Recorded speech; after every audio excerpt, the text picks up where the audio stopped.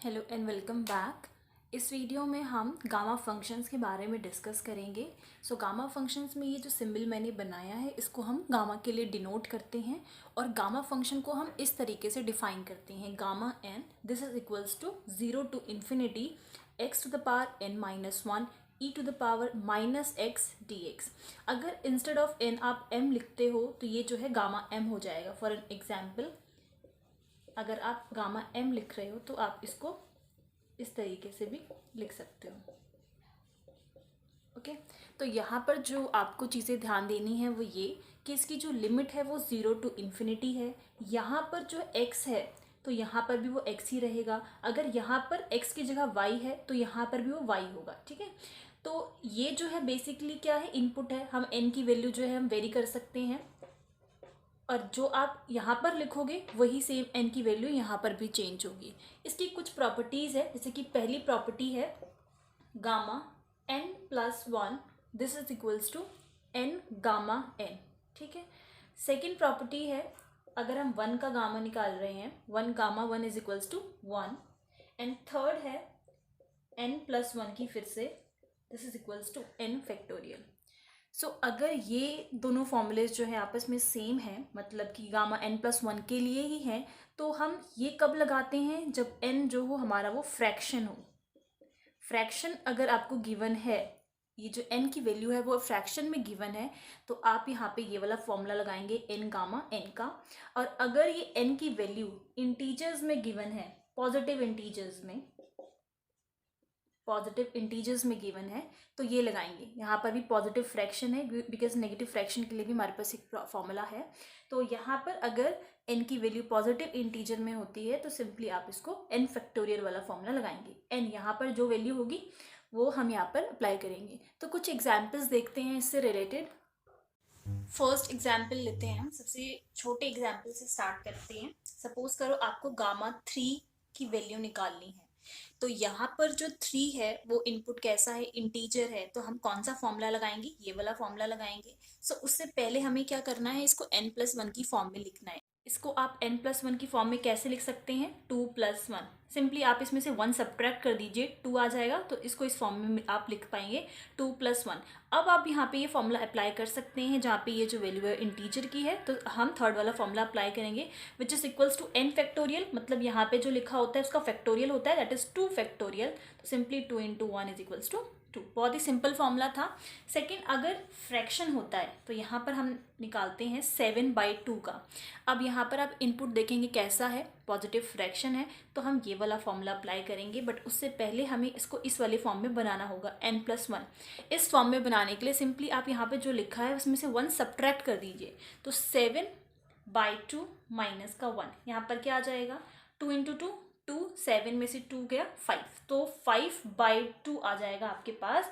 और इसको अगर मुझे n प्लस वन की फॉर्म में लिखना है तो मैं लिख सकती हूँ 5/2 प्लस का 1। ओके, अब ये फॉर्मूला अप्लाई कर सकते हैं। फॉर्मूला क्या कहता है, यहाँ पर जो वैल्यू होगी एक बार तो उसको आपको एज इट इज लिखना है, देन उसको फिर गामा में लिखना है। तो ये आपके पास 5/2 एंड गामा 5/2।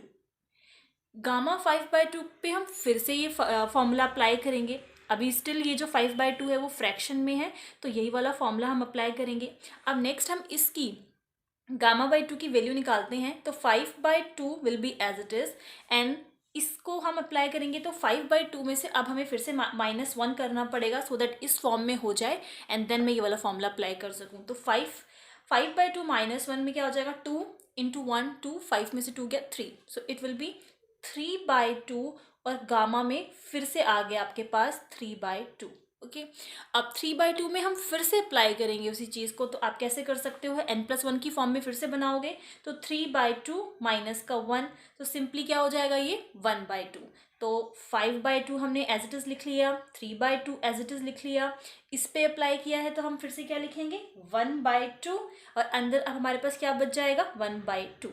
ओके, गामा 1/2 की वैल्यू वी नो, गामा 1/2 की वैल्यू हमारे पास होती है √π।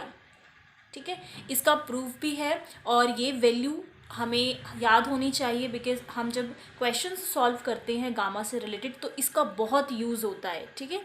तो इसका प्रूफ भी उतना ही इम्पॉर्टेंट है, आगे आने वाली वीडियोस में हम इसका प्रूफ भी डिस्कस करेंगे। सो यहाँ पर गामा 1/2 की क्या वैल्यू होगी, √π। ओके, सो हम बाकी सारी चीज़ें एज इट इज़ लिख देते हैं, 5/2, 3/2 मल्टीप्लाई में है सारे, और 1/2 एंड एट लास्ट √π।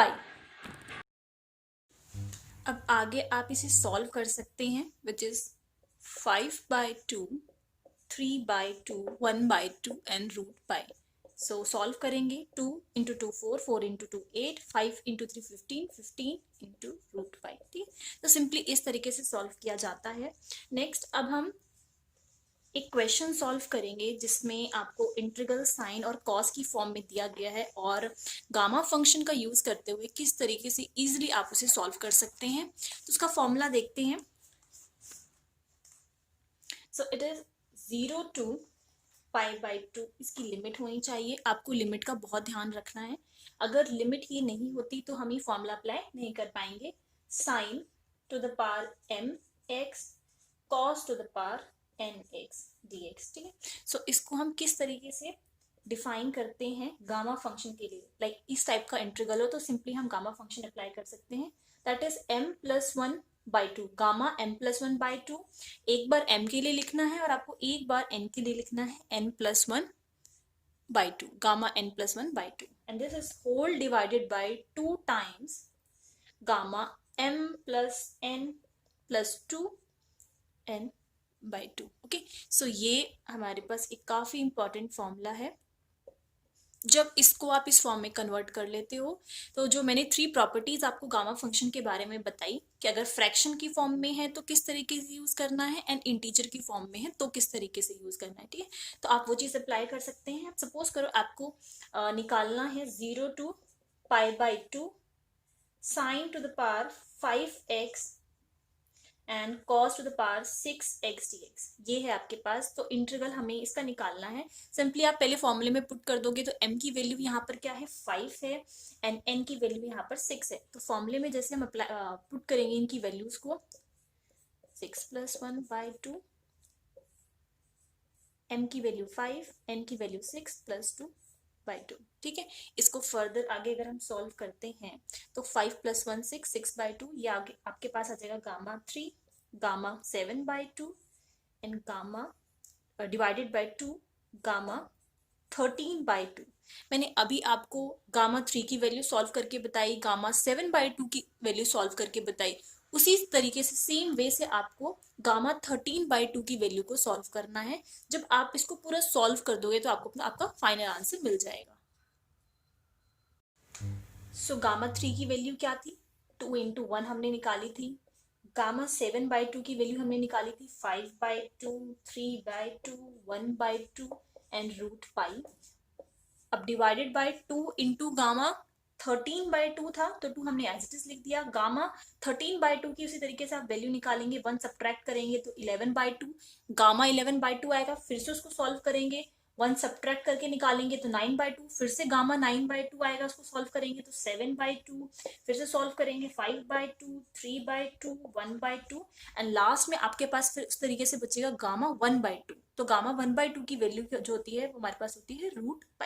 ओके, तो आप यहाँ से इसको और इसको कैंसिल कर सकते हो, इसको और इसको, इसको और इसको, इसको और इसको, बस ये बचा 2 and 2 यहाँ पे आप इसमें कैंसिल हो जाएगा, ठीक है। तो आपके पास ये आ जाएगा 1/8, एक सेकेंड, डिवाइडेड बाय 8, और इसको आप लिख सकते हो इस तरीके से। तो ये आपका फाइनल आंसर है। आई होप आपको गामा फंक्शंस के एग्जाम्पल्स को किस तरीके से सॉल्व करना है वो समझ में आ गया है। नेक्स्ट वीडियो में हम बीटा फंक्शंस के बारे में डिस्कस करेंगे, देन उसका रिलेशन डिस्कस करेंगे, relation between gamma and beta functions, जो कि बहुत ज़्यादा ही इंपॉर्टेंट है। इन दोनों के बीच का रिलेशन, इसका प्रूफ भी काफ़ी बार एग्जाम्स में आता है। सो आई होप इतना आपको समझ में आ गया है। इफ़ कोई प्रॉब्लम है तो आप लोग मुझसे कमेंट सेक्शन में पूछ सकते हैं, and thank you for listening.